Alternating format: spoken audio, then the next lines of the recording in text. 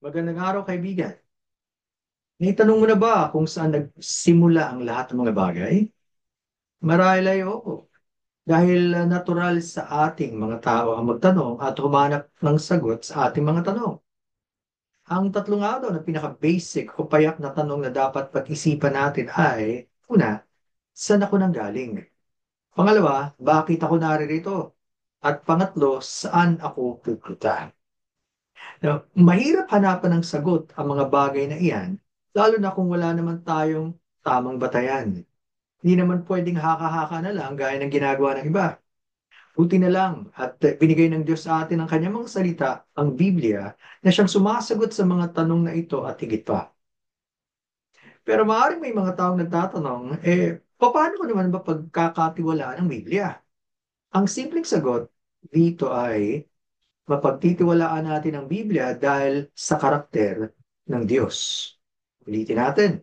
Mapagtitiwalaan natin ang Biblia dahil sa karakter ng Diyos. Ayon sa mga bilang, Kabanatang 23, talatang 11, ang Diyos ay hindi tao na magsisinungaling, ni anak ng tao na magsisisi. Sinabi ba niya at hindi niya gagawin? O sinalita ba niya at hindi niya isasagawa? Makikita natin agad ang malaking kaibahan ng Diyos sa tao. Kaya pwedeng sabihin ng Panginoong Yesus sa kanyang panalangin sa kanyang ama sa Juan, Kabanatang 17, talatang 17, kabanalin mo sila sa katotohanan, ang salita mo'y katotohanan. Napakagandang talata. At ito ay dahil ang Diyos ay nagsasabi lamang at patuloy na magsasabi ng totoo at pawang katotohanan lamang. Hindi siya pwedeng magsinungaling. Ang tanong, gaano ba kadali sa atin ang magsinungaling? Napakadali, di ba? Kung ito ay buhay natin at nagpapatuloy tayo sa kasinungalingan, kailangang humingi tayo ng tawad sa Diyos ngayon.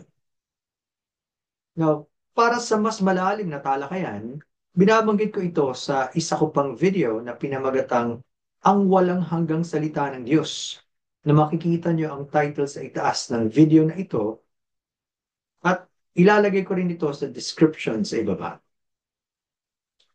Pero sa pag-aaral natin ngayon, nakakamangang isipin na sa unang talata pa lang ng Biblia ay nagpahayag na ang Diyos ng maraming katotohanan. Ang Genesis 1:1, ang isa sa pinakamaikli ngunit napakayamang talata sa Biblia.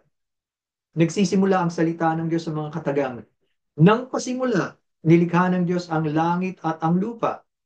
Sa English, ito naman ang sinasabi. In the beginning, God created the heavens and the earth. Pasinin natin kung gaano inilalatag sa atin ang mga mahalagang katotohanan na dapat malaman natin. Una, may simula ang panahon.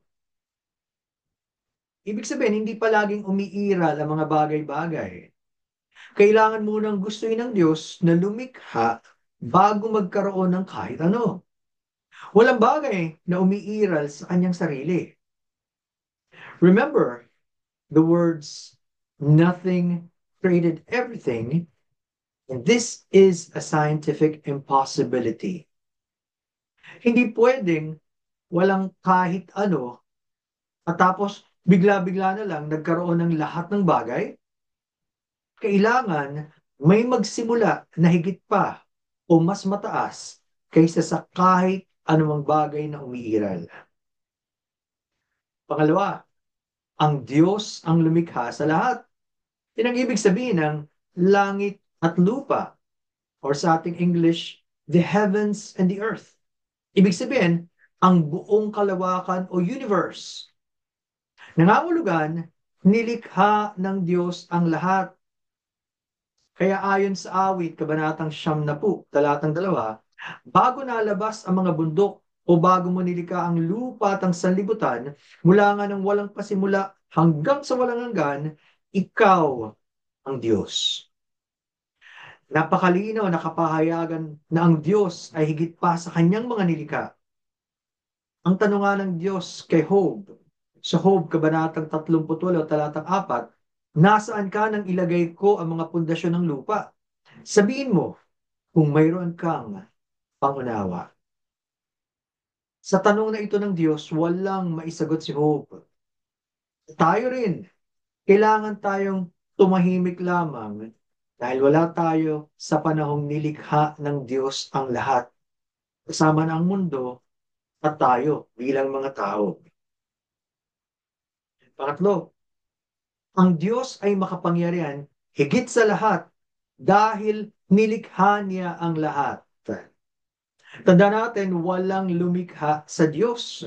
Dahil kung meron, edi yung lumikha sa Kanya ang dapat ituring na Diyos. Na ginagamit ang mga salitang the uncaused cause pag tinutukoy ang Diyos. Ibig sabihin, siya ang dahilan ng lahat, pero ang Diyos mismo ay walang ibang pinagmulan dahil siya nga ay umiiral magpakailanman.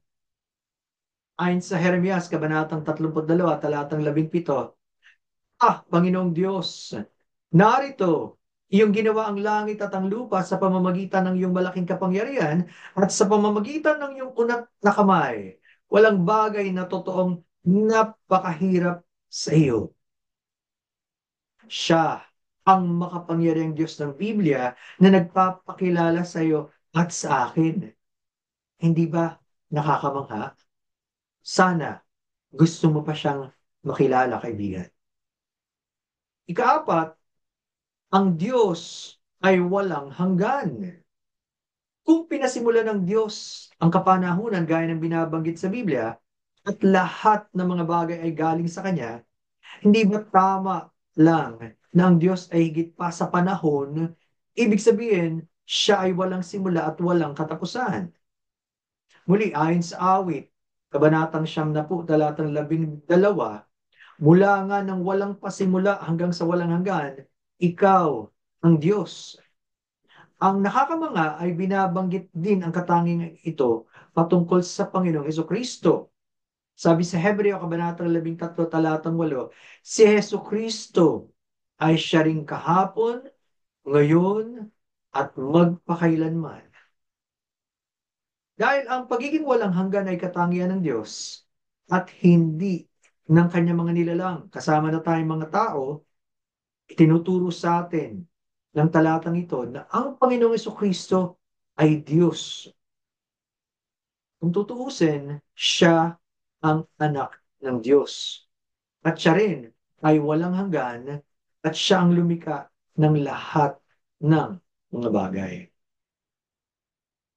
At sa panglima, kung gayon, ibig sabihin, utang natin sa Diyos ang lahat ng meron tayo, malaki man o maliit.